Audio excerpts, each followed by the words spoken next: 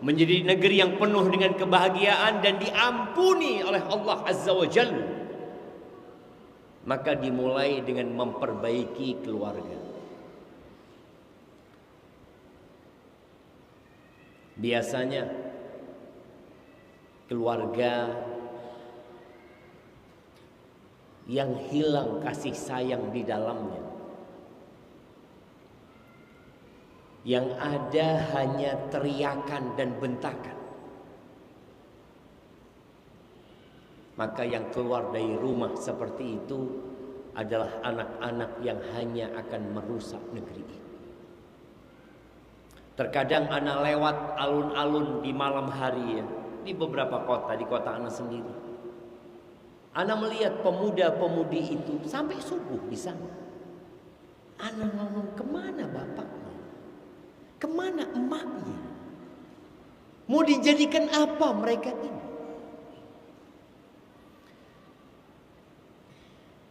Tapi sebagian orang berharap rumah tangganya penuh dengan ketenangan. Ternyata tidak seperti yang diharapkan. Berapa banyak suami yang lebih suka di luar rumah daripada pulang ke rumah. Kenapa?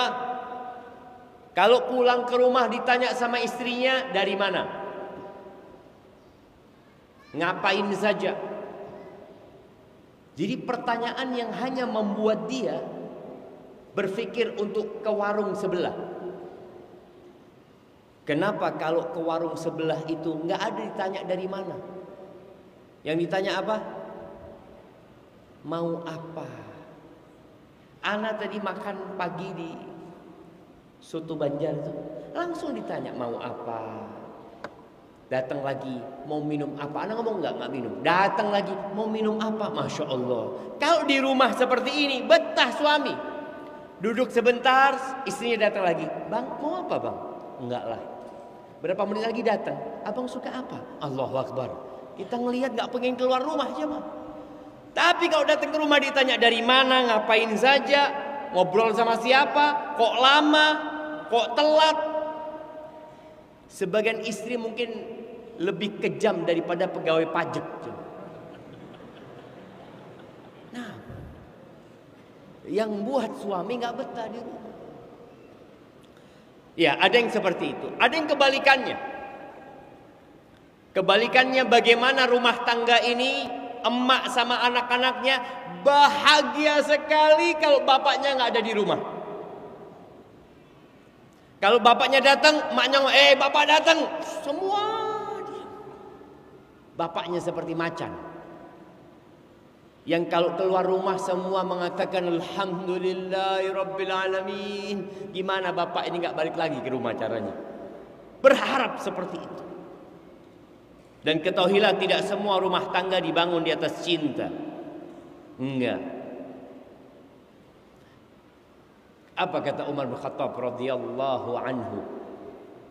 Fa inna aqallal buyut allati tubna 'alal hubb. Sesungguhnya sedikit sekali rumah tangga yang dibangun di atas cinta. Apalagi dengan bertambahnya umur kadangkala. Sebagian suami merepotkan istrinya, sebagian istri merepotkan suaminya. Loh, kenapa orang mempertahankan rumah tangganya? Apakah harus ada cinta? Tidak. Kata Umar, walakinnan nas yata'amaluna bil islami wal ihsan. Orang itu bermuamalah dalam kehidupan dunia ini dengan Islam. Kita diperintahkan untuk menegakkan nilai-nilai agama dalam rumah tangga. Diperintahkan untuk berbuat baik. Jangan kepada istri, jangan kepada suami, kepada kucing pun kita disuruh berbuat baik. Innallaha katabal ihsan ala kulli syai'. Apalagi kepada pasangan hidup kita. Ada seorang istri, ketika suaminya sudah pensiun, suaminya sudah di atas 70 tahun. Ya dia di bawah itu tapi masih sehat. Suaminya udah kurang sehat. Pada saat suaminya membutuhkan istri, sang istri gugat cerai. Apa kata istrinya? Anak capek dapat suami ini. Iya, selama ini anak butuh sama dia untuk membesarkan anak-anak. Alhamdulillah anak-anak sudah besar semua, udah jadi orang. Sekarang anak nggak mau ngerawat suami anak. Selamat tinggal. Antum pikir istri antum sayang sama antum? Kadang-kala ditunggu matinya antum. Iya coba. Dan ini realita. Ada kejadian di Pekalongan kalau nggak salah. Ada seorang wanita ditinggal mati suaminya. Datanglah kawan-kawannya takziah. Ya Allah, kesiannya engkau ya ditinggal mati sama suamimu. Apa kata sang pemilik rumah? Ya apa nangis-nangis, nggak ada. Alhamdulillah udah mati itu orang. Capek anak ngerawat itu orang tua. Sahih. Maka sekarang bagaimana kita menghadirkan ketenangan dan kedamaian dalam rumah tangga? Yang pertama adalah berpegang teguh dengan agama kita. Nggak ada ceritanya orang damai dan bahagia kalau dia tidak berpegang teguh dengan agamanya. Nggak ada. Ahibati fillah, Allah Azza wa Jalla mengatakan man amila salihan.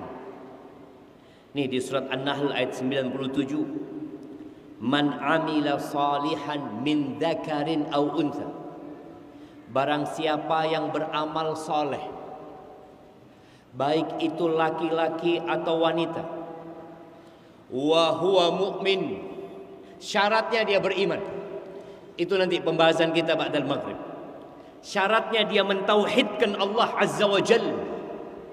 Syaratnya dia memurnikan peribadatannya hanya untuk Allah Jalla Jalaluh. Apa yang akan didapatkan? Falanuhyiyannahu hayatan thayyibah. Kata Allah, kami akan memberikan penghidupan yang, bukan Allah jadikan kaya. Antum bikin orang kaya tenang hidupnya, belum tentu. Allah jadikan dia damai hatinya, kaya jiwanya. Allah berikan rizki yang cukup buat dia di dunia. Jadi kalau bicara bagaimana supaya rumah tangga kita tenang, perbaiki hubunganmu dengan Allah Azza wa Jal, Allah akan memperbaiki hubungan kita dengan yang lain. Walanadziyannahum ajrahum bi ahsani ma kanu ya'malun. Kami akan berikan balasan yang lebih baik daripada perbuatan mereka. Allah akan berikan itu. Kapan? Nanti di akhirat. Jadi doa kita tiap hari itu, Rabbana atina fid dunya hasanah wa fil akhirati hasanah wa qina adzabannar. Itu doa diminta dengan lisan, diyakini dengan hati, diamalkan dengan raga kita. Jangan engkau minta kebahagiaan, minta kedamaian, tapi engkau jauh dari Allah Azza wa Jalla. Nggak bisa. Ya kalau antum melihat pasangan orang-orang yang tidak beriman, yang kalau di kamera seakan-akan orang paling berbahagia, dia bergandengan tangan, dapat berapa lama? Cerai.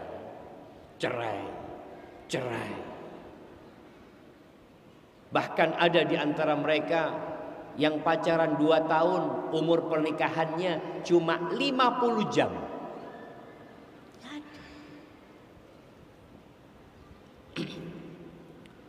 Sufyan Ats-Tsauri mengatakan, aslih sariratak, perbaiki rahasiamu, yuslihillahu alaniyatak, Allah akan perbaiki lahirmu. Kalau batinmu engkau perbaiki, ketika engkau tidak bersama manusia, ketika engkau tidak dalam pandangan manusia, engkau memperbaiki hubunganmu dengan Sang Pencipta, Allah akan perbaiki hubunganmu dengan manusia. Wa aslih fima bainaka wa bain Allah yuslihillah fima bainaka wa bainan nas wa'mal li akhiratik. Engkau beramallah buat akhiratmu. Ambisi orang kalau ingin bahagia akhirat. Kalau ambisinya dunia, siapa orang terkaya di dunia ini? Nah, yang pakai kacamata? Iya, siapa orang terkaya di dunia ini? Kok lihat temennya? Siapa orang terkaya di Kalsel?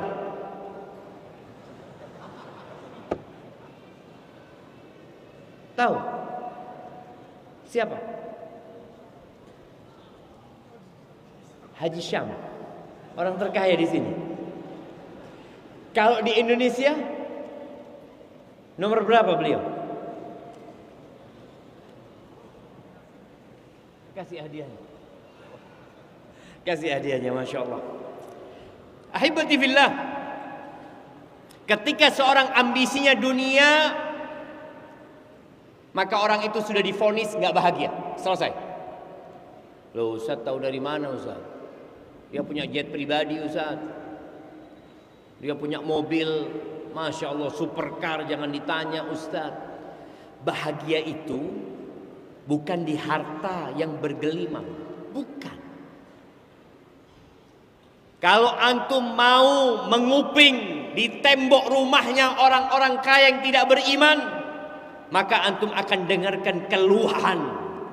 Antum akan lihat adanya kegalauan, hilangnya kebahagiaan dari mereka. Karena kata Nabi SAW, man kanatid dunya hammahu ja'alallahu faqrahu baina 'ainayhi wa syattata 'alaihi syamlah wa lam ya'tihi minad dunya illa ma qaddara lahu. Barang siapa yang dunia menjadi ambisinya, maka Allah akan menjadikan kefakiran di antara kedua matanya. Seperti orang pakai kacamata tuh lihat. Kemanapun dia lihat, yang ada takut, khawatir. Nanti bagaimana kalau ini bangkrut? Bagaimana kalau ini nggak sukses? Bagaimana hidup dalam ketakutan. Pasti. Orang terkaya di dunia Elon Musk, atau mungkin hari ini udah kalah dia sama yang lainnya. Dia takut dengan kefakiran, jemaah. Takut. Antum bisa bayangin. Dia punya duit. Berapa kekayaan Elon Musk sekarang? Berapa Ustaz Khairul? Terakhir anak baca, kalau nggak salah dia atau yang lainnya ada 3.000 triliun. 3.000 triliun. Kalau 1 tahun 1 triliun dia habiskan, berarti cukup buat berapa tahun itu duit? 3.000 tahun. Tapi dia takut miskin, takut dengan kefakiran. Nanti usaha ini lagi, mau dibuat apa gitu? Akhirat gak ada tujuannya. Buka usaha lagi, punya duit, buka usaha baru lagi, buka usaha baru. Mau buat apa? Dia seperti minum air laut. Dia seperti mengejar bayangan dia sendiri, yang akan terhenti ketika dia mati. Duitnya ditinggal semuanya. Makanya ketika suami istri ambisinya sudah dunia, hilang kebahagiaan. Maka tadi pesan Sufyan Ats-Tsauri, wa'mal li akhiratik yakfikallah amra dunya. Udah urusan dunia Allah cukupin. Wala tabi wabi dunyaka bi akhiratik. Jual duniamu dengan akhiratmu, engkau akan dapat dua-duanya. Wala tabi akhiratak bi dunyak fatakhsarahuma jami'an. Jangan pernah jual akhiratmu, engkau enggak akan dapat dunia wala akhirat. Wallahi ahibati fillah. Berkaitan dengan asas pertama untuk mendapatkan ketenangan dalam rumah tangga itu yang memperbaiki hubungan kita sama Allah. Seorang istri yang merasa suaminya zalim, udah engkau perbaiki hubunganmu sama Allah. Insya Allah Allah perbaiki urusan suamimu. Yang kedua, baca Quran. Jadi rumah itu yang ada baca Quran di dalamnya, rahmat Allah itu turun. Ingat dengan kisah seorang sahabat ketika baca Quran, ketika dia sholat malam sambil baca Quran, dan yang terbaik baca Quran ini di malam hari ya. ketika dia sholat malam di halaman rumahnya atau di belakang rumahnya, tahu-tahu ada lampu-lampu yang turun dari langit.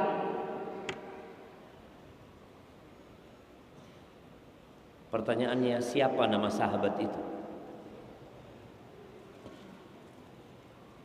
Nah,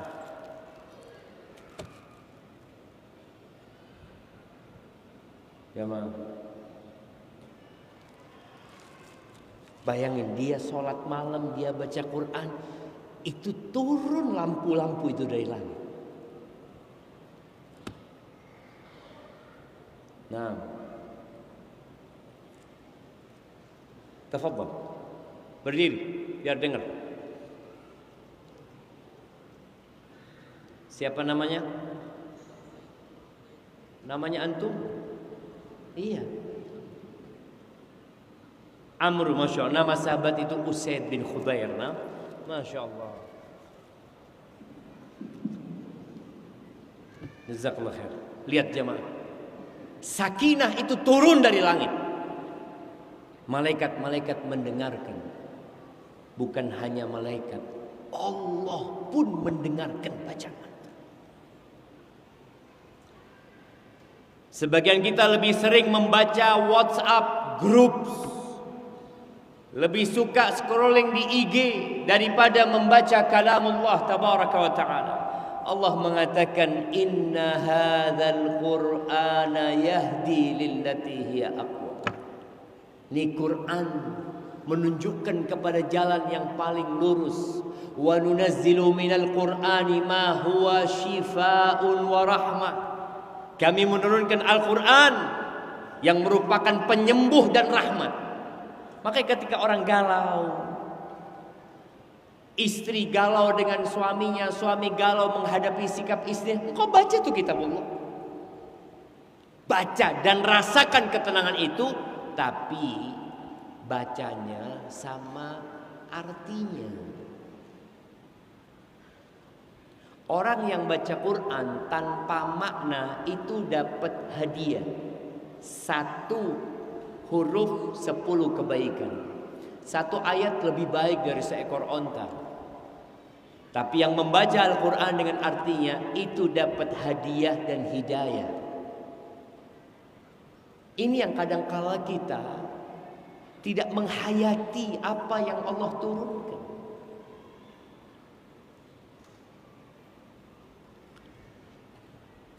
Ana mau tanya sama salah satu santri. Nah, yang lagi nulis, kasih mic-nya ke dia. Mana mic-nya? Nah,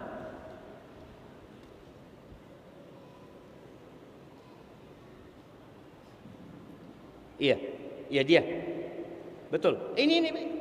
Nah, ya betul itu. Siap. Nah, berdiri. Berdiri antum. Siapa namanya?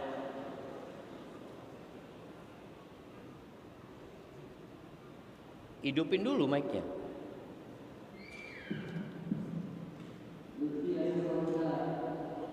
Lutfi, tolong artikan qul a'udzu birabbil falaq min syarri ma khalaq.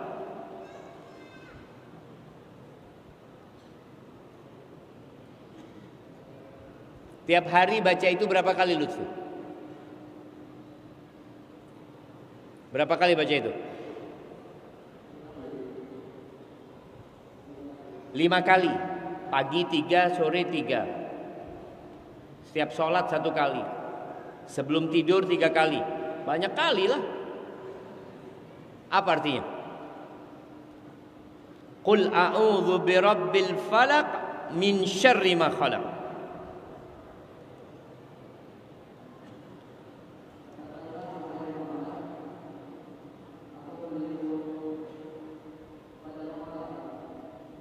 Kepada apa? Rob malam, baik. Terus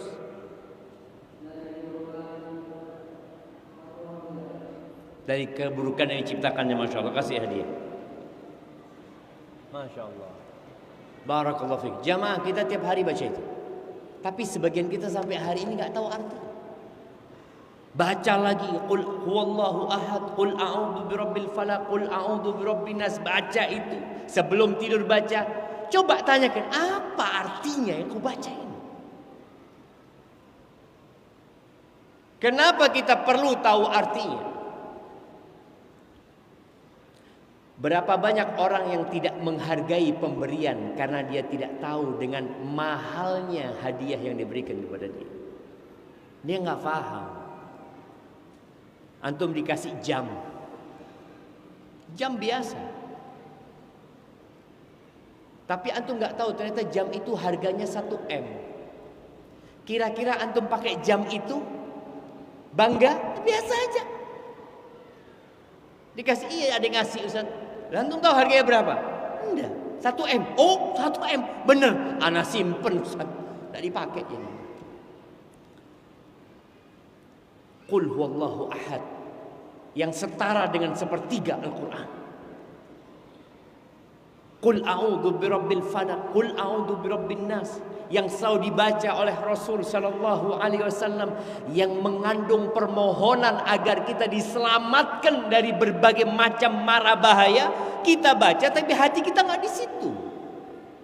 La yastajibullah du'aan min qalbin lahin ghafil. Allah nggak ngabulin doa kalau sumbernya dari hati yang lengah dan lalai. Dia sekedar rutinitas. Ana baca rutinitas. Zikir pagi petang ya cuma baca doang. Coba sekali-kali antum duduk tanya, apa sih arti dari Al-Fatihah yang ana baca? Surat-surat pendek yang kita hafal tolong dikaji artinya, tafsirnya. Itu akan mendatangkan sakinah di rumah kita. Itu akan mendatangkan kedamaian di rumah kita. Nggak percaya? Antum coba. Tapi biasanya setan akan menghalangi kita dari membaca Al-Quran.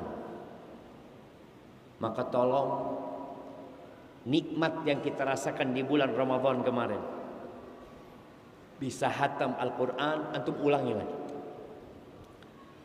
Ya, itu baca Quran. Kemudian yang ketiga, berdoa. Memohon kepada Allah Azza wa Jalla. Berapa banyak perkara-perkara yang dalam bayangan kita tidak mungkin kita dapat meraihnya, tapi tatkala kita berdoa, Allah mudahkan urusan itu. Allah tinggal mengatakan kun, selesai urusanmu. Ada cerita seorang wanita yang dia 18 tahun menikah sama suaminya. Dia cerita sama Syekh, 6 tahun Syekh, ana sabar menghadapi suami ana. Suami ana zalim, suami ana suka ngangkat suara, suami ana suka mencela. Aduh, pokoknya rumah tangganya nggak sehat. Sebagian wanita memilih untuk mundur. Aduhlah capek ana Ustaz. Sudah, kan boleh gugat cerai Ustaz kalau dapat suami yang zalim. Oh iya boleh, tapi nggak harus. Boleh jadi engkau bersabar menjadi penghapusan dosa dan pengangkat derajat untuk dirimu. Ini orang subhanallah, perempuan ini mengatakan, aku sabar 6 tahun berdoa, berusaha melayani dia. Setelah 6 tahun, dan sekarang sudah 18 tahun aku menikah, setelah 6 tahun itu suamiku kayak cincin di tanganku. Kapan aku mau lepas, aku lepas. Kapan aku mau masukkan lagi, aku masukkan lagi. Suamiku jadi baik banget sama aku. Kenapa itu terjadi? Doa. Doa. Enggak ada yang mustahil buat Allah Azza wa Jalla. Lautan Allah belah untuk Nabi Musa alaihissalam. Api yang panas, yang membakar. Allah katakan buat Nabi Ibrahim, ya nar, kuni bardan wa salaman ala Ibrahim. Jadilah engkau dingin dan keselamatan buat Ibrahim. Apa yang mustahil buat Allah Azza wa Jalla? Kita ini kadang-kadang gak kenal sama Allah, yang membuat kita putus asa, kecewa sama Allah. Wallah jamaah, Allah itu Ar-Rahmanir Rahim. Kitabnya dimulai dengan Bismillahirrahmanirrahim. untuk menunjukkan semua isinya penuh kasih sayang. Maka doa. Nabi Ibrahim ingin punya anak. Rabbi habli minas salihin. Rabbi habli minas salihin. Rabbi habli minas salihin. Berapa tahun beliau berdoa? Umur berapa beliau dikasih anak namanya Ismail?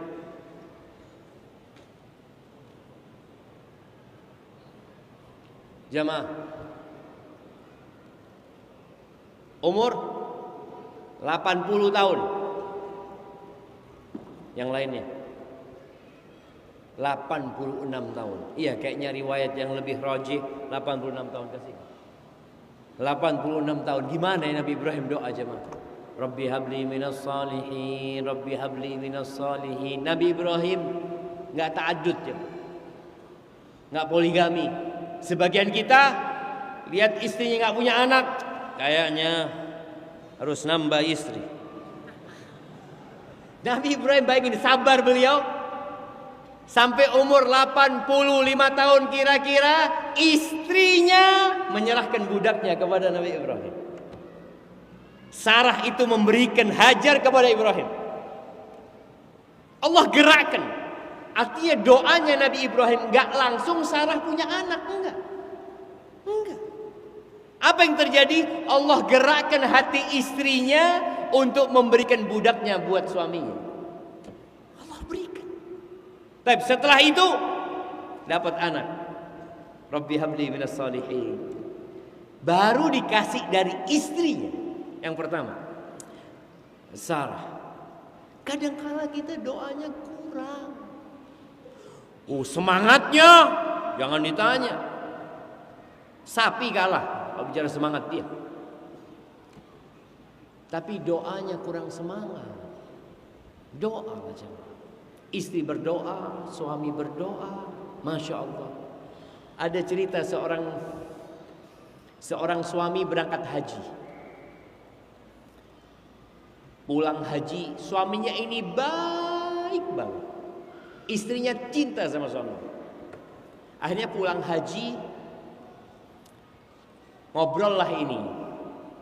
Tanya sang suami kepada istrinya, "Dek, engkau minta apa selama haji?" Dia minta banyak lah bang. Di antara yang ana mohon sama Allah, ya Allah kabulkan semua doa suamiku. Kata suaminya, "Benar kau dek. Aku doa minta istri lagi dek." Sepekan gak ditegur sama istri. Setelah sepekan diantar suaminya untuk melamar seorang wanita. Antum lihat doa itu siapa? Gak ada yang mustahil buat Allah Azza wa Jalla. Allah itu muqallibul qulub. Allah yang membolak-balikan hati. Antum tahu bagaimana Umar bin Khattab yang ingin membunuh Rasul sallallahu alaihi wasallam, kemudian dia jadi pembela agama ini. Kita tahu cerita Khalid bin Walid, salah satu yang menyebabkan umat Islam kalah ketika perang Uhud. Allah balikkan hatinya menjadi seorang yang membela agama Allah ini, bahkan menjadi pedang dari pedang-pedang Allah Azza wa Jalla. Apa yang mustahil buat Allah? Enggak ada. Cuma kita malas berdoa. Atau kita putus asa merasa Allah enggak mengabulkan doa kita. Baik, yang keempat, yang ingin rumah tangganya penuh dengan ketenangan dan cinta, berbakti sama orang tuanya. Berbakti. Karena di antara pahala orang yang berbakti sama orang tuanya, Allah mudahkan rizkinya, Allah panjangkan umurnya, Allah kabulkan doanya. Maka berbakti. Jangan sampai yang sudah menikah lupa sama orang tuanya, baik suami atau istri. Suami istri setelah menikah tetap wajib berbakti kepada orang tuanya. Bukan hanya suami, istri wajib berbakti kepada orang tuanya. Tapi kewajiban dia dibatasi dengan kewajiban dia berbakti sama suaminya. Orang yang pertama dalam hidup seorang istri adalah suaminya. Kata Nabi alaihi salatu wassalam, "Innama huwa jannatuki aw naruki." Suamimu surgamu atau nerakamu. Maka sang istri tetap mendoakan orang tuanya. punya kelebihan rezeki, kirimin orang tuanya. Ada waktu kosong, telepon orang tuanya.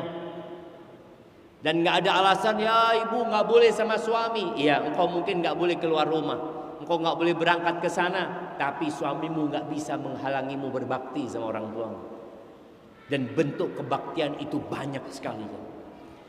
Yang kelima, menyambung rahim. Nah, berapa banyak rumah tangga yang berantakan gara-gara rahim ada yang putus di sana. Biasanya gara-gara warisan. Dia pikir dengan dia dapat warisan lebih banyak, dia akan tenang hidupnya. Kalla wallahi. Ma min dzambin ajdaru an yu'ajjilallahu lahul uquba fid dunya ma yaddakhiruhu lahu fil akhirah min al uquq wal baghi atau min al baghi wa qati'atir rahim. Tidak ada dosa yang lebih pantas disegerakan hukumannya di dunia nih, plus nanti ditambah di akhirat, daripada kezaliman, durhaka sama orang tua dan memutuskan silaturahim. Dan biasanya urusan silaturahim putus ini gara-gara warisan. Hati-hati.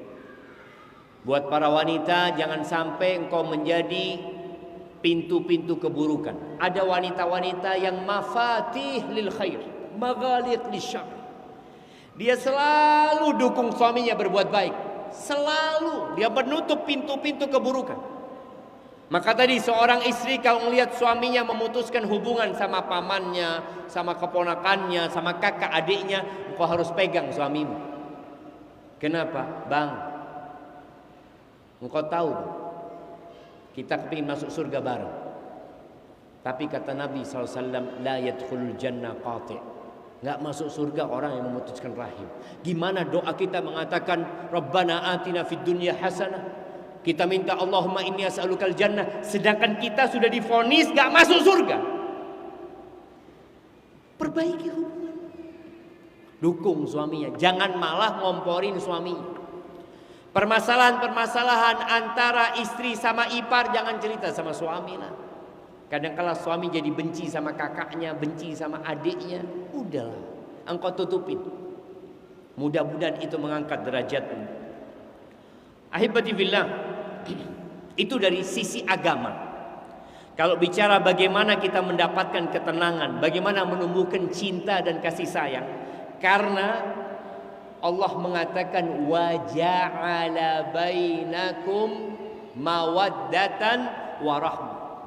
Dialah Allah yang menjadikan di antara kalian cinta dan kasih sayang. Jadi Allah yang bikin kita jadi sayang sama istri kita, jadi cinta sama pasangan kita. Maka disinilah bagaimana membangun rumah tangga itu karena Allah, bukan karena nafsu, bukan karena syahwat belaka. Jemaah, manusia itu melihat sesuatu yang belum dia miliki tidak dalam wujud aslinya.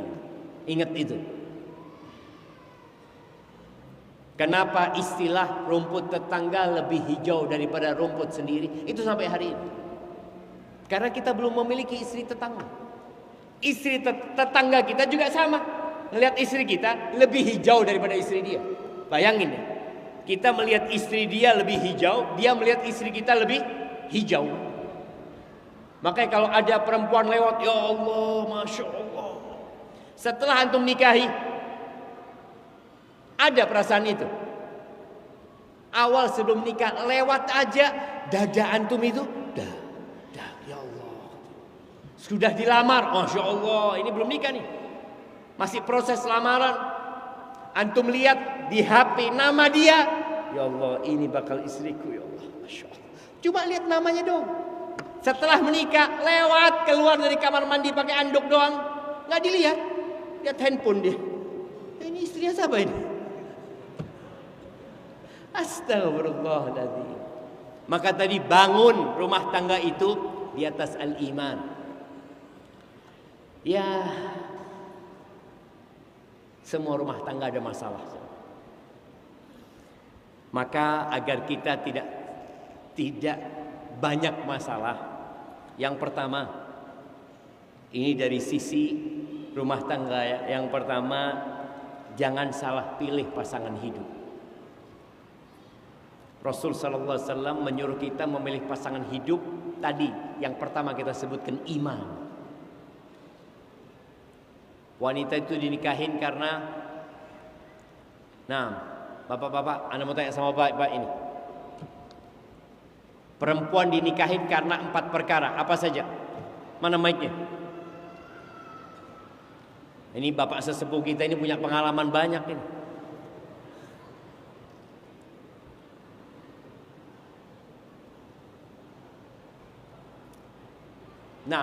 Bapak umur berapa sekarang? Masya Allah. Udah menikah berapa tahun?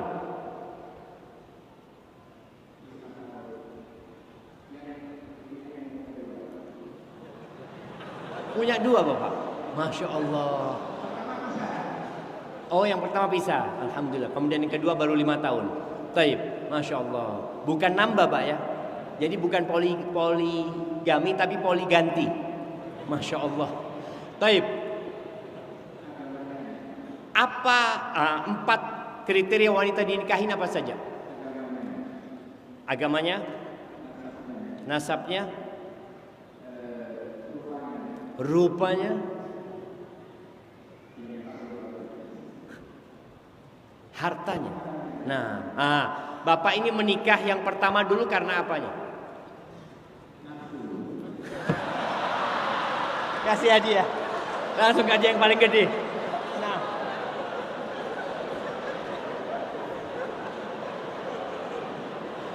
Tapi kalau yang kedua sudah bukan lagi. Yang kedua sudah karena agamanya, insya Allah. Kasih mic. Alhamdulillah, alhamdulillah. Masya Allah, barakallahu lak wa barak alaik wa jama'a bainakum fi khair. Masya Allah, itu terus terang jemaah. Lihat yang pertama dulu gagal gara-gara nafsu aja.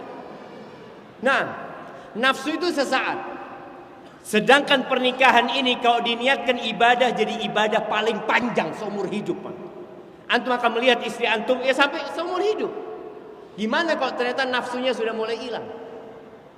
Maka tadi kata Nabi SAW, fadfar bidzatid din taribat yadak.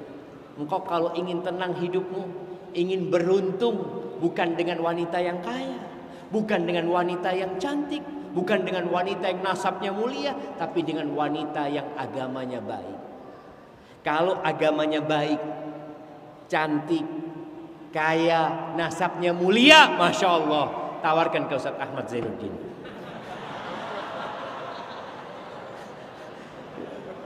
Mau Ustaz kalau 4 semua itu Ustaz? Wahid Ustaz ya. Masya Allah, Masya Allah. Ya nanti kalau ada ngobrol sama Ana dulu. Tapi tadi jemaah, ketika orang tidak salah memilih bahagia. Antum tahu bagaimana bahagianya Rasulullah sallallahu alaihi wasallam dengan Khadijah. Padahal dia lebih tua dari Nabi alaihi salatu wassalam. Dan setelah itu meninggal Khadijah, dan Nabi alaihi salatu wasallam meninggal dengan 9 wanita. 9 wanita tidak menggantikan yang satu. Enggak ada. Sampai Aisyah pernah mengatakan kepada Nabi SAW, ya Rasulullah, apa sih engkau masih ingat-ingat perempuan tua itu? Hamra asyidqain, aduh yang merah bibirnya udah tua. Waqad abdalakallah bi khairin minha. Dan Allah sudah memberikan ganti kepadamu yang lebih baik dari dia. Apa kata? Wallah kata, enggak. Allah enggak ngasih aku ganti yang lebih baik dari dia. Kenapa? Disinilah ketika seorang enggak salah milih, tenang, damai di rumahnya. Nabi sebutkan kebaikan-kebaikannya Khadijah. Sampai Aisyah itu cemburu, padahal Khadijah sudah mati. Padahal Aisyah enggak pernah ngelihat Khadijah dalam hidup. Maka tolong nih buat para santri, ketika engkau mau menikah, ya jangan terlalu fokus kepada kecantikan. Karena kecantikan itu hanya bertahan 1 bulan. Di rumah lihat cantik, lama-kelamaan kau bosen ya. Tapi kalau agamanya, agama itu bertambah. Bertambah lagi, sehingga kau semakin cinta. Begitu pula para wanita ketika menikah dengan seorang laki-laki, kata Nabi sallallahu alaihi wasallam, "Idza atakum man tardawna dinahu wa khuluquhu." Apabila datang seorang laki-laki yang kalian ridha dengan agama dan perilakunya. Subhanallah jemaah. Padahal agamanya baik, akhlaknya mulia. Tapi ternyata ada orang yang secara ibadah bagus, tapi akhlaknya buruk. Kenapa? Karena karakter itu ada yang bawaan lahir. Dari lahir dia keras memang. Tapi ada yang bisa dibuat karakter itu. Nah, orang yang agamanya baik biasanya akan merubah karakter buruk dia. Makanya kata Nabi SAW ketika bicara iman, beliau mengatakan akmalul mu'minina imanan ahsanuhum khuluqan. Nih buat anak-anak santri. Orang beriman yang paling sempurna keimanannya itu bukan yang hafal Quran. Bukan yang hafal kutub sittah, bukan yang lulus dari Medina, enggak. Tapi yang paling baik akhlak dan perilaku. Enggak ada guna kita hafal Quran kalau ternyata tidak berdampak kepada perilaku kita. Kata Nabi SAW, wal Qur'anu hujjatun laka au alaik. Quran itu dapat menjadi hujjah, pembelamu pada hari kiamat, atau sebaliknya menggugatmu pada hari kiamat. Maka kalau bicara laki-laki itu, jangan karena lulusan pesantren, oh Masya Allah lulusan pesantren, dilihat nilainya, oh tauhid 99, pelajaran akhlak 97. Oh ini ilmu nih semua dihafal. Nah, makanya pada hari kiamat yang ditanya itu bukan hafalannya. Yang ditanya itu apa? Amalnya. An ilmihi madza amila bihi. Ilmunya dipakai buat apa? Makanya Nabi SAW menekankan apabila datang kepada kalian seorang laki-laki yang kalian ridho dengan agamanya dan perilakunya, akhlaknya, nikahkan. Kalau mau tanya agama itu mungkin di masjid, mungkin di pesantren. Ada seorang orang tua, dia menikahkan putrinya dengan seorang yang berilmu, kemudian bercerai. Orang tua itu berpikir, anak pikir Ustaz ya, orang itu kalau banyak hafalan Qur'annya insya Allah orang itu jadi lembut ya. Karena di Al-Quran kan disebutkan, fabima rahmatin minallahi linta lahum walau kunta faddan ghalidhal qalbi lan faddu min hawlik. Nih, Allah mengatakan kepada Nabi, kalau engkau keras, kasar, orang akan kabur. Tapi ini mertua heran, kok menantu anak kasar Ustaz ya? Keras hatinya, selalu membentak istrinya. Maka tadi kadangkala nggak jalan bersama. Antum kalau ingin mengetahui agama tadi, dia lulusan pesantren, punya ilmu agama, masya Allah, dia sholat di masjid kelihatan. Tanya sama imam masjid, fulan gimana? Fulan yang tetangga situ, masya Allah, setiap anak khutbah Jumat selalu telat datangnya dia. Ini agamanya kurang baik, udah ketahuan. Tapi ada yang fulan masya Allah selalu di saf pertama. Tapi akhlaknya jangan tanya sama imam masjid, jangan. Tanya di tempat kerja dia. Tanya sama sahib-sahibnya, gimana fulan? Fulan masya Allah Ustaz, 5 waktu ke masjid, utang 2 tahun nggak bayar Ustaz. Ini akhlak nih, ketahuan dari muamal. Maka kata Nabi SAW, ahsanukum qadaan. Orang yang terbaik di antara kalian adalah yang paling baik kalau bayar utang. Jadi orang baik, nggak baik sih. Yang kedua, tanya sama sahib-sahibnya juga. Ada kawan kalau makan bersama selalu dompetnya ketinggalan. Urusan bayar, afwan, ada dompet ada ketinggalan. Hada bakhil ya, hati-hati. Perempuan itu lebih suka sama suami yang tua, tidak terlalu tampan, tapi royal fulusnya, daripada suami tampan muda, bakhil. Apa kata Nabi SAW? La yajtami'u syuhun wa imanun fi jawfil abd. Iman itu nggak kumpul dengan sifat kikir, nggak kumpul. Ini sifat buruk. Maka hati-hati. Lihat agama dan akhlaknya. Kemudian ya perlu menampakkan kecintaan. Ini buat para bapak-bapak ya. Buat ibu-ibu yang tua, kadangkala sudah kering cinta di rumahnya. Bunga-bunga cinta sudah layu, bahkan sudah mati, bahkan sudah dicabut. Taman itu kering. Yang ada hanya hak dan kewajiban. Jangan. Cinta itu perlu dimunculkan. Rasul sallallahu alaihi wasallam ditanya, siapa orang yang paling kau cintai? Aisyah. Enggak malu beliau untuk mengumumkan cinta. Dan bagaimana pengungkapan cinta itu membuat rumah jadi penuh cinta. Rasul sallallahu alaihi wasallam di hadis Al-Miqdam bin Ma'di Karib, beliau mengatakan, "Idza ahabba ahadukum akha falyu'limhu annahu yuhibbu." Apabila seorang mencintai saudaranya, hendaklah dia kasih tahu ngomong, aku cinta sama kau. Karena Allah Azza wa Jalla. Loh, ini di kehidupan masyarakat ya. Bagaimana di kehidupan rumah tangga? Suami udah nggak ada lagi ngomong sama istrinya, "Dek, aku sayang sama kamu." Udah nggak ada. Istri juga nggak pernah berbisik kepada suaminya lagi makan ya, dibisikin di telinganya, "Bang, aku sayang sama kau." Makanya banyak perempuan itu sering tanya sama suaminya, "Bang, kau sayang nggak sama aku?" Pagi tanya, sore tanya lagi.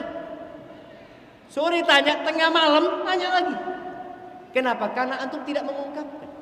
Jangan nunggu dia tanya. Dan yang terakhir, masih banyak sebenarnya jamaah. Yang terakhir, karena waktu anda sudah habis, kita masuk sesi tanya jawab. Perlu namanya taghaful dalam kehidupan rumah tangga. Pura-pura buta, pura-pura nggak tahu. Ada masalah-masalah remeh dalam rumah yang nggak perlu diributkan. Ada kesalahan-kesalahan suami yang remeh nggak perlu diperpanjang. Suami juga seperti itu. Bapak-bapak, istri itu pengurus rumah. Wanita itu nanti ya lemari dipindah ke sana, kursi dipindah ke sana, ini diganti macam, biarin. Biar dia ngurusin itu. Karena dia yang lebih lama. Ada cerita seorang laki-laki, dia mengatakan, "Ustaz, ana bikin rumah, keramiknya itu tidak sesuai dengan keinginan istri." Bayangin ya. Karena sang suami cari yang lebih murah harganya atau apa gitu ya. Dia katakan, "Sampai sekarang Ustaz, kalau lihat keramik itu, istrinya ngomong, 'Bab, ini loh keramik yang kau pilih.'" Ya Allah, kata suaminya, "Udah selesai lah. Nanti lihat lagi lama dia, ya Allah keramikmu ini bang jelek banget bang." Antum nggak usah permasalahkan. Kalau antum punya rezeki, bongkar rumahmu. Dek, engkau mau keramik yang mana, Fadhol? Biar keramik ini kita tumpuk di kamar aja. Bongkar, tumpuk deh. Jadi ada hal-hal yang remeh yang perlu antum jangan hiraukan seperti itu. Barakallahu fiik, itu mungkin dapat Anda sampaikan. Kita masuk ke sesi tanya jawab. Anda kembalikan ke moderator. Jazakumullah khair.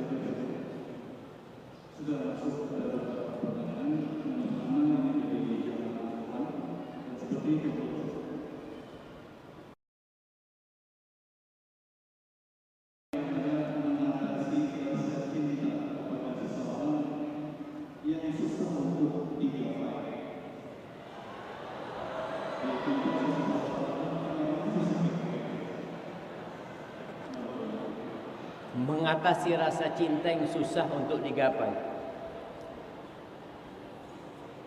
Jamaah, Ada satu indera kita yang Allah perintahkan kepada kita untuk kita jaga. Allah mengatakan wa qul lil mu'minin yaghuddu min absarihim. Katakan kepada laki-laki yang beriman agar mereka menundukkan, menahan pandangan mata mereka. Wa qul lil mu'minati yaghuddna min absarihinna. Dan katakan kepada wanita-wanita agar mereka juga menahan, menundukkan pandangan mereka, karena cinta itu dari mata turun ke hati. Kalau kita sudah menahan pandangan kita, aman. Baik, apabila seorang laki-laki nih, dia menginginkan wanita tadi, ya udah solusinya itu menikah. Nabi alaihi salatu wasallam mengatakan lam yura lil mutahabbaini mithlun nikah. Nggak ada, belum pernah dilihat ya dua orang yang saling mencintai obatnya itu nikah. Itu. Maka kalau tadi dikatakan susah untuk digapai, Anda nggak tahu apa masalahnya. Kalau itu istrinya orang, ya jangan pernah antum mengganggu rumah tangga orang. Jangan. Karena memang cinta tidak harus memiliki. Berat ini jamaah.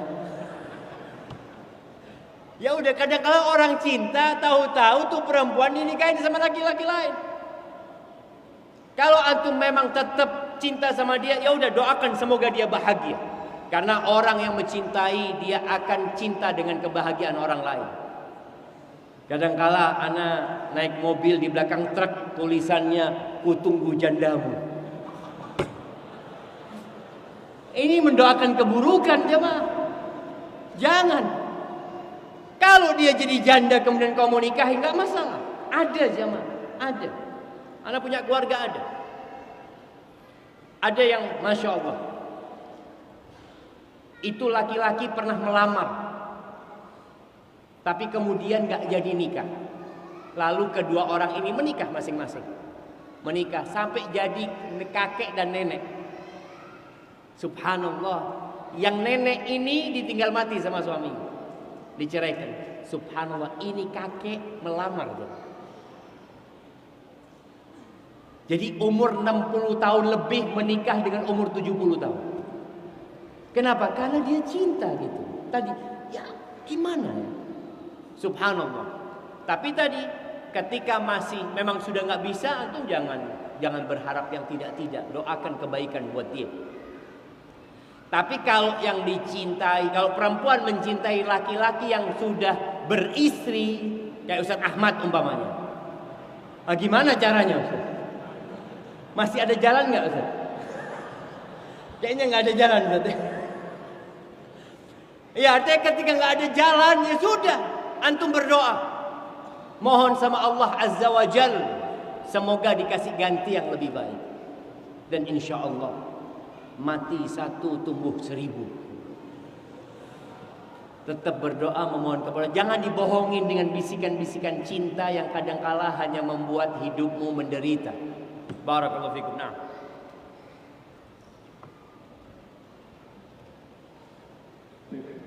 pertanyaan kedua datang dari seorang anak. Bismillah Ustaz, saya bertanya, anak diceraikan oleh suami, anak sesudah melahirkan anak pertama. Tapi awalnya anak diceraikan melalui karena masalah sepele. Kemudian dia tidak mau rujuk karena ingin masalah lama yang buruk dan dia mengetahui hal tersebut sebelum menikah. Padahal anak sudah bertobat dan memperbaiki diri. Apa yang harus kita lakukan karena anak masih diceraikan?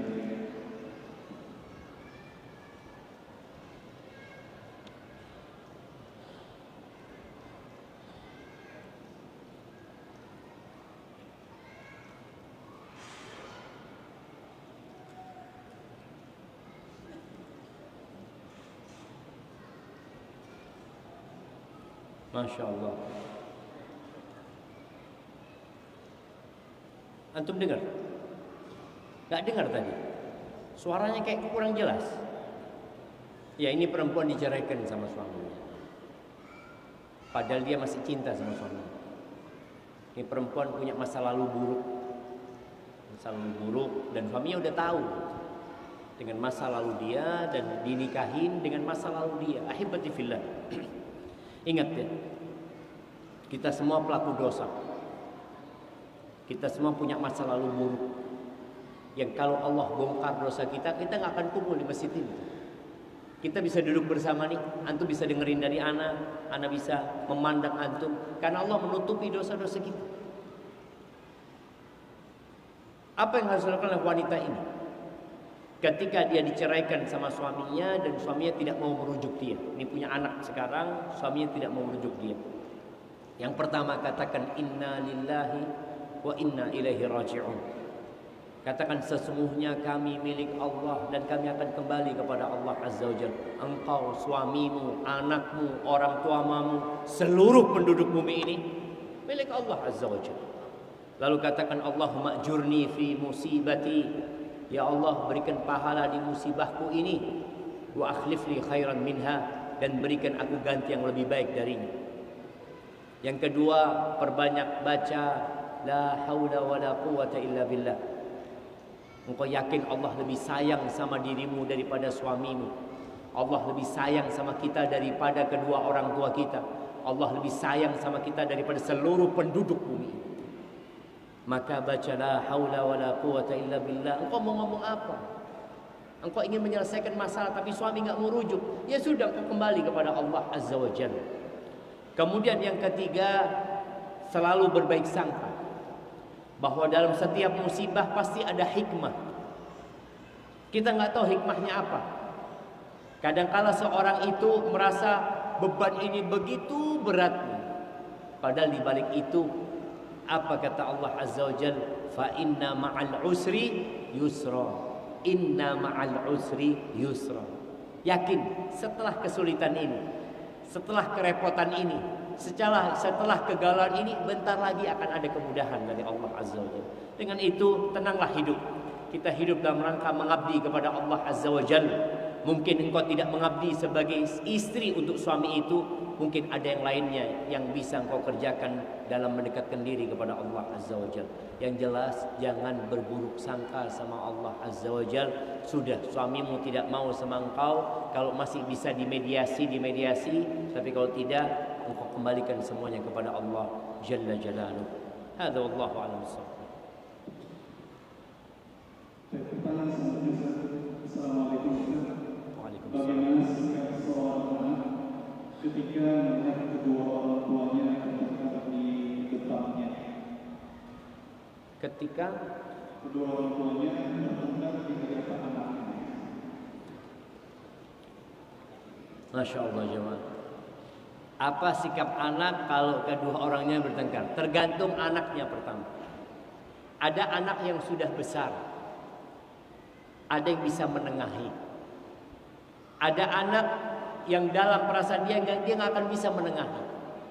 Dia hanya akan menjadikan pertengkaran itu sakit mentalnya, maka dia pergi meninggalkan. Ketika dilihat ada keributan orang tuanya dan dia tahu dia tidak mampu melakukan apa-apa, dia pergi, dia masuk kamar. Sudah, dia berdoa mohon sama Allah semoga Allah memperbaiki hubungan antara bapak sama ibu. Tapi kalau dia sudah bisa mengislah, maka dia lihat siapa yang paling bisa untuk diajak. Tidak menjawab. Umpamanya emaknya lagi marah berat. Emaknya ini kalau marah, Ustaz, piring pecah ini itu. Sang anak takut bapaknya marah kemudian mukul emaknya. Dia datang ke bapaknya, ayah sabar ayah. Ngomong ayah. Ayah sabarlah ayah. Mudah-mudahan ibu dikasih hidayah. Dia ngomong sama bapak. Tapi kalau masalahnya di emaknya, dia datang ke emaknya. Mana yang bisa lebih didinginkan? Karena orang kalau marah itu ya udah kalap dia. Itu mungkin yang bisa dilakukan oleh anak. Sampai ada anak SD ini jamaah, Masya Allah. Dia cerita sama kawan-kawan. Dia cerita sama anak-anak waktu SD juga. Dia cerita, aku punya bapak sama ibu sering berantem. kata anaknya. Karena dia tahu. Dan kata dia, aku tuh kadang-kadang duduk ya, ini mulai nih, bapak ngangkat suara, emak ngangkat suara, anak ngomong, berantem entar. Tapi anaknya seperti itu. Karena sudah terbiasa melihat bapak emaknya berantem. Jangan. Nasihat anak buat para orang tua, kalau ada masalah, engkau masuk ke kamar, engkau kunci pintu kamar, selesaikan masalahnya tanpa harus mengikut sertakan anak dalam permasalahan itu. Hadza wallahu a'lam bishawab. Pertanyaan selanjutnya, Ustaz, mohon pembicaraan dan saran masukan untuk suami yang terposesif itu menikah lagi karena alasan syahwat, sedangkan kebutuhan rumah tangga saja masih cukup aman. Jamaah, ya kalau bicara syahwat itu, kata Nabi SAW, ya ma'syaras syabab, man istata'a minkumul ba'a falyatazawwaj. Wahai kaulah muda, barang siapa di antara kalian memiliki al-ba'a. Al-ba'a itu kemampuan secara fisik, kemampuan secara ekonomi, finansial, lebih kepada kemampuan secara finansial. Dia punya kemampuan harta, dia bisa mencukupi harta, dia bisa untuk 2 rumah, 3 rumah, 4 rumah umpamanya. Falyatazawwaj. Yang enggak mampu jangan maksa. Nabi SAW ketika mengatakan faman lam yastati, yang enggak mampu, Nabi kan jangan maksa apa? Fa alaihi bisiyam, puasa. Nih buat para suami yang mungkin dia merasa syahwatnya tidak dapat dikontrol. Boleh jadi masalahnya di mata dia yang tidak dikontrol. Tadi Anda sampaikan rumput tetangga lebih hijau daripada rumput sendiri. Maka katakan kepada suami, engkau kalau mau menikah, ya mampu enggak? Kalau tidak mampu, puasa. Karena sejatinya seorang suami mau nikah 2, 3, 4 nggak perlu izin dari istri. Tapi dia punya prediksi kuat, dia mampu berlaku adil dan mampu memberikan nafkah. Kalau tidak berantakan, berantakan. Jadi orang yang nikah lebih dari satu itu ngundang badai. Iya. Dan badai itu pasti berlalu lalang. Jadi lewat, keluar sana, sudah tenang. Nanti datang lagi, lewat lagi. Datang lagi. Makanya Rasul SAW itu sabar menghadapi istri-istrinya. Antum pikir Nabi nggak sabar? Piring pecah di rumah Nabi SAW. Nabi SAW pernah ini duduk di rumahnya bersama Aisyah, datang istrinya ngelabrak. Bayangin, di depan Nabi ini Aisyah, datang Zainab bintu Jahsh. Itu ribut nih Zainab sama Aisyah di depan Nabi SAW, dimaki-maki Aisyah. Aisyah ngelihat Nabi, boleh jawab enggak aku ini? Dikasih isyarat boleh jawab sama Aisyah. Artinya harus sabar. Antum kalau nggak mampu menghadapi badai, jangan, minggir aja sudah. Puasa. Nah, kalau nggak dapat ketenangan, nggak dapat kedamaian, maka butuh kesabaran. Tapi ada laki-laki yang merasa mampu untuk menikah lebih dari satu. Ini cerita di Sumatera. Istrinya 3. Dia kumpulkan di satu rumah. Orang kaya besar rumah. Akhirnya semua istrinya minta cerai. Baru setelah itu dia hanya untuk berbangga-banggaan. Oh, anak punya istri, ini itu macam-macam. Terakhir istrinya ternyata bertahan karena diancam terus sama suami. Diancam. Bahkan dipukul. Akhirnya nggak kuat. Karena sebenarnya butuh kesabaran. Kalau antum nggak mampu sabar, jangan. Nggak mampu berlaku adil, jangan. Finansial nggak cukup, jangan. Karena syariat poligami ini syariat bersyarat.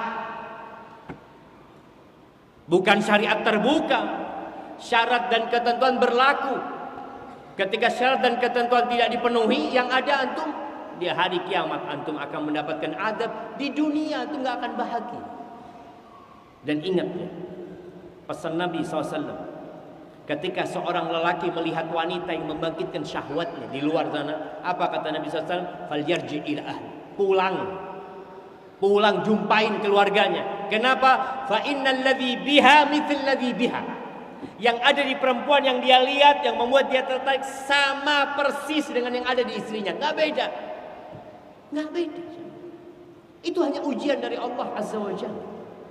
Maka tolong jangan sembarangan untuk melangkah ke sana kalau belum ada kemampuan dan kesiapan. Barakallahu fikum.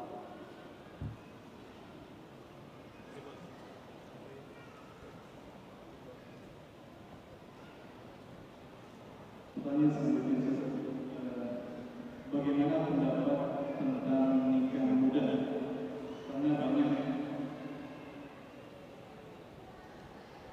Karena banyak orang laki-laki menganggap nikah muda itu berat.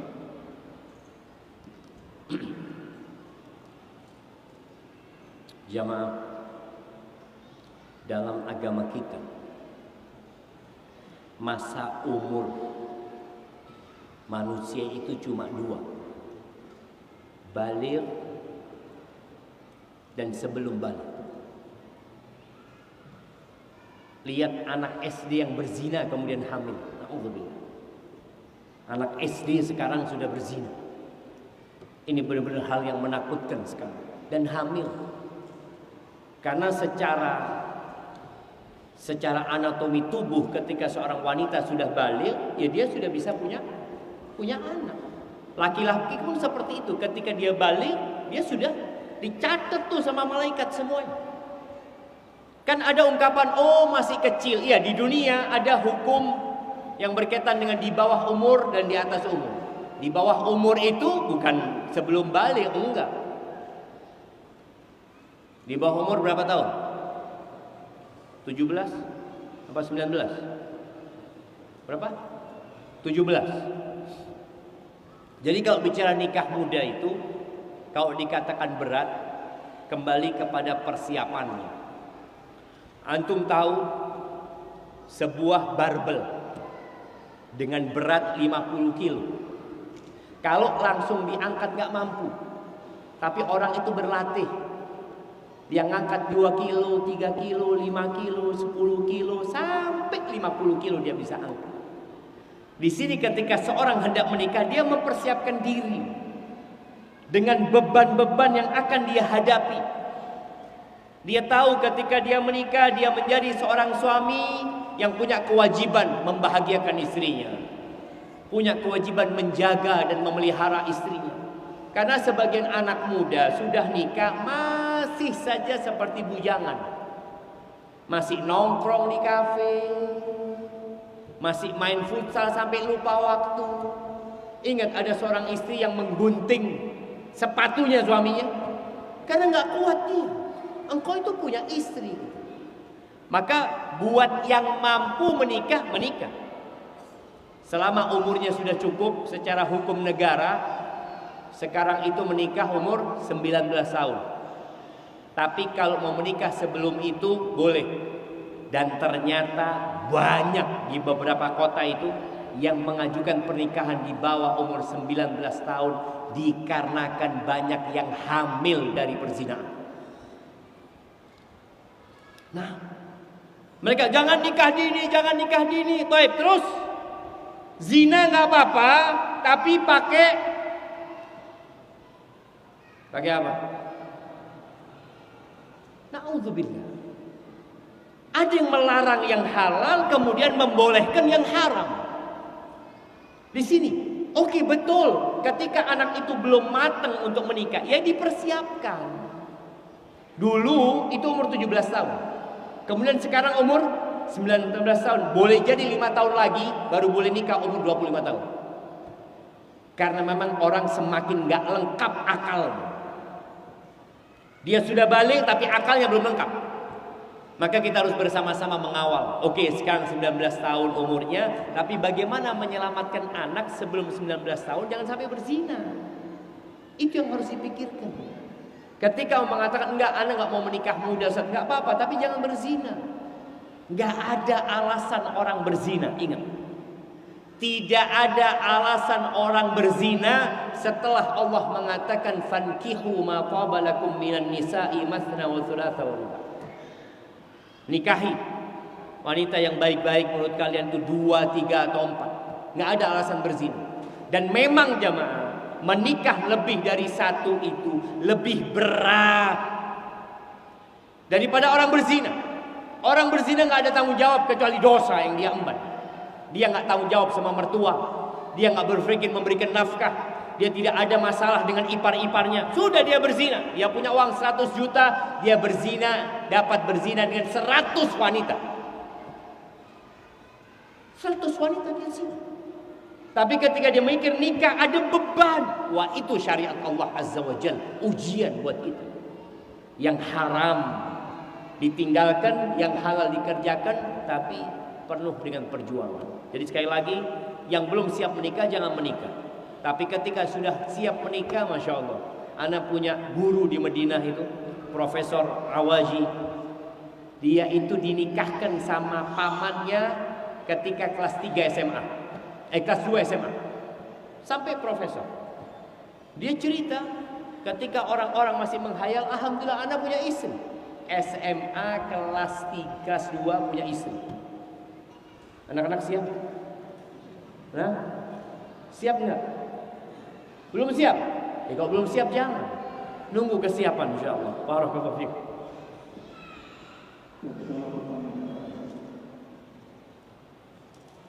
Apa Ustaz bisa bertanya apa hukumnya suami yang mengalami dan menjadikan istri yang kedua? Suami apa hukumnya ini kita nasihat untuk suami yang menikah lagi dan menjadikan istri yang kedua? Lebih condong ke istri yang kedua. Zalim ke istri yang pertama. Iya. Ini tadi. Ada orang-orang yang nikah lebih dari 1 tapi dia tidak bisa melakukan keadilan. Kalau condong cinta itu nggak bisa memang.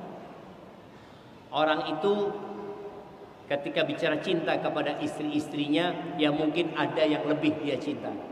Tapi jangan ditunjukkan. Apalagi sampai kecondongan itu mengantarkan kepada kezaliman kepada istri pertama. Apa yang harus dilakukan istri pertama? Yang pertama sabar. Tidak harus engkau menggugat cerai. Kezaliman suamimu anggap sebagai penghapusan dosa buat dirimu. Dan boleh jadi buat para lelaki ya, nanti kelak pada hari kiamat, tatkala ada persidangan, boleh jadi yang ada di hadapan antum adalah istri antum sendiri. Dia menghadap kepada Allah mengatakan, hadza zauji, ya Allah ini suamiku ya Allah. Karena Allah akan berikan keadilan sampai kepada binatang-binatang. Apalagi suami istri. Makanya Allah katakan wailul lil mutaffifin. Celaka buat orang-orang yang curang. Siapa mereka? Alladzina idza iktalu 'alan nasi yastawfun wa idza kaluhum aw wazanuhum yukhsirun. Ini orang yang selalu nuntut haknya dan mengurangi hak orang lain. Dia nuntut istrinya supaya melayani dengan baik, tapi dia tidak melaksanakan kewajiban-kewajibannya sebagai seorang suami. Apa yang harus dilakukan istri menghadapi suami seperti ini? Sabar.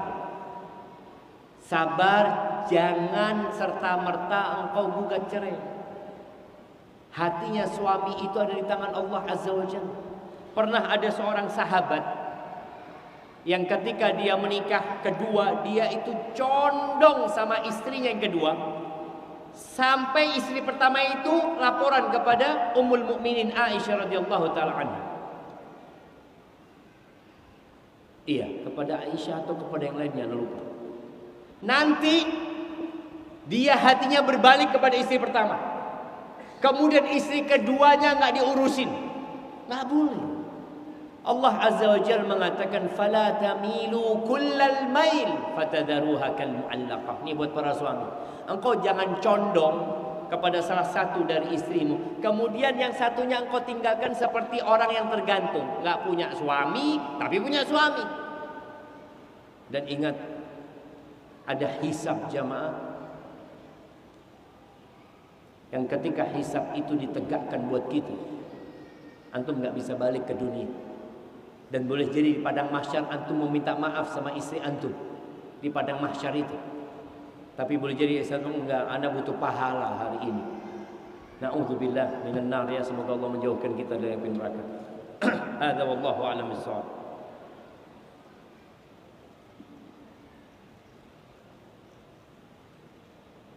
Kami ucapkan jazakallahu khairan kepada Ustaz Taufik bersama semoga apa yang disampaikan bisa menjadi amalan demi kebaikan dengan bertemu sisi tangan ini maka